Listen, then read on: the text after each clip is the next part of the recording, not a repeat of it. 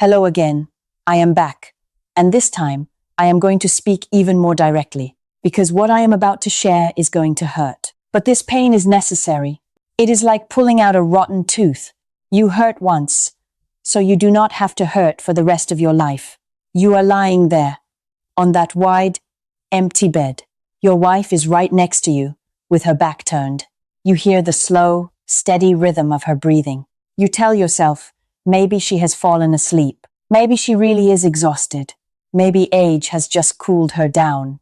I am going to shatter that illusion right now. Your wife has not lost her desire at all. The truth is far more bitter than that. She may be experiencing more pleasure than ever before.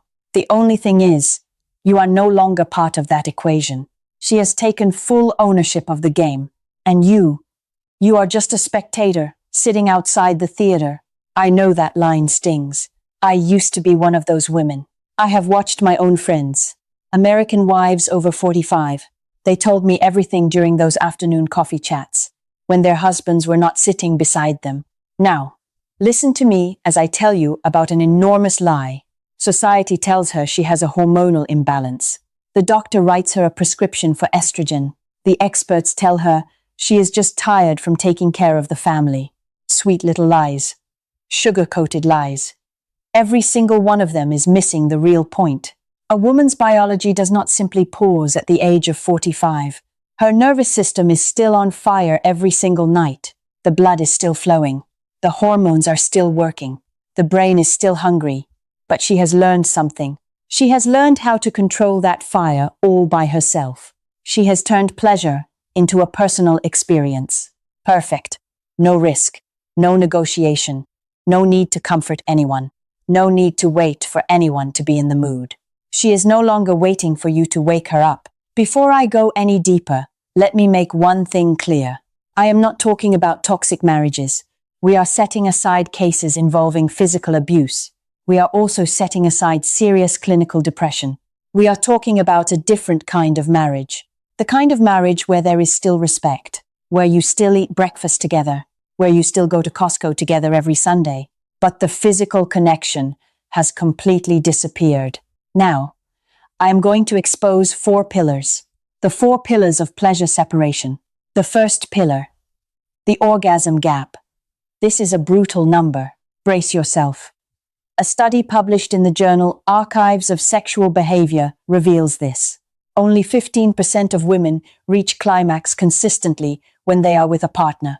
But when they are alone, that number jumps to 59%. Do you understand what this means? Mathematically speaking, she does it better than you do. A whole lot better. She knows exactly what her triggers are. She knows what pressure, what rhythm, what timing. She is the expert on her own body. And you are still guessing after 20 years. The second pillar, the domination of technology.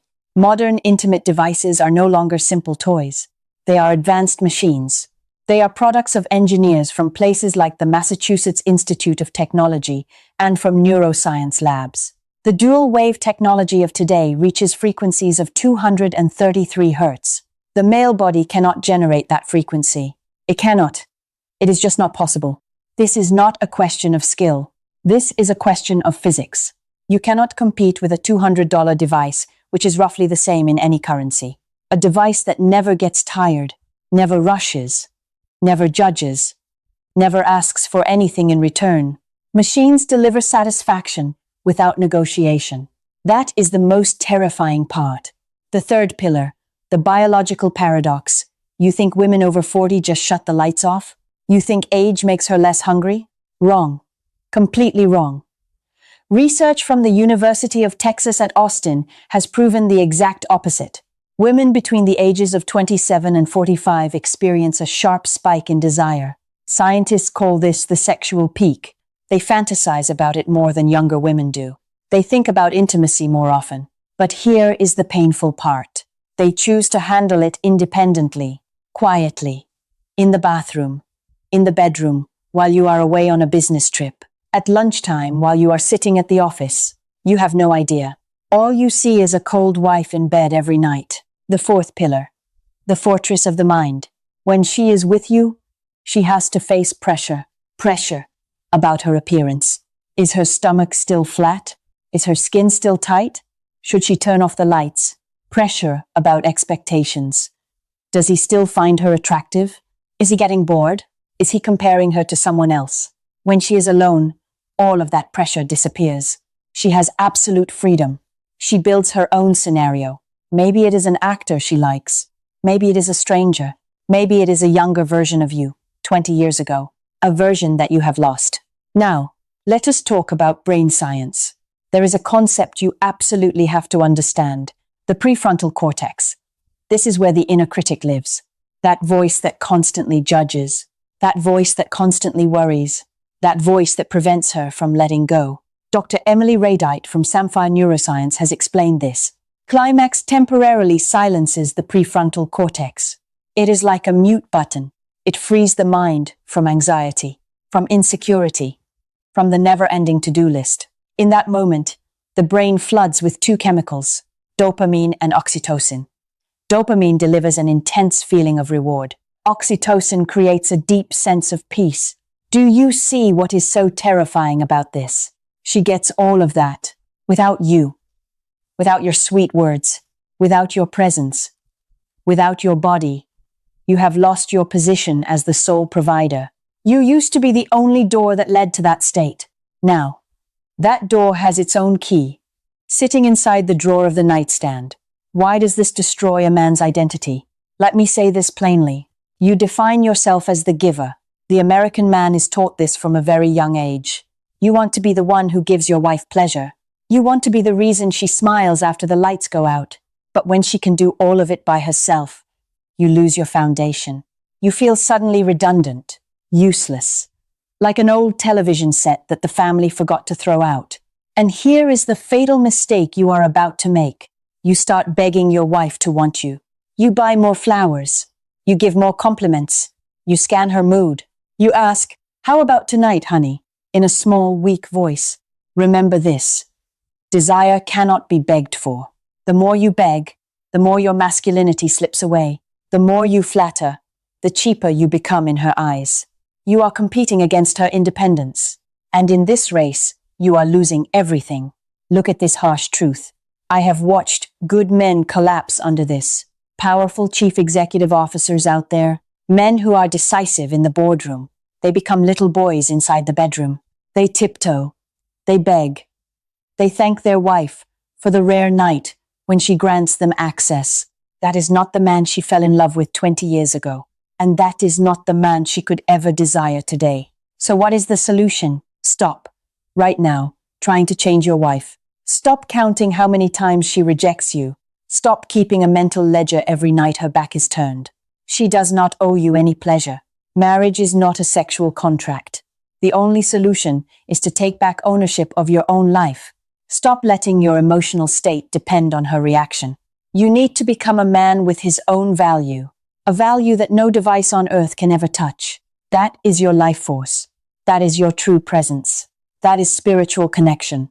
That is the magnetic pull of a man with a mission. Machines can produce 233 hertz, but machines cannot look into her eyes. Machines cannot make her laugh over breakfast.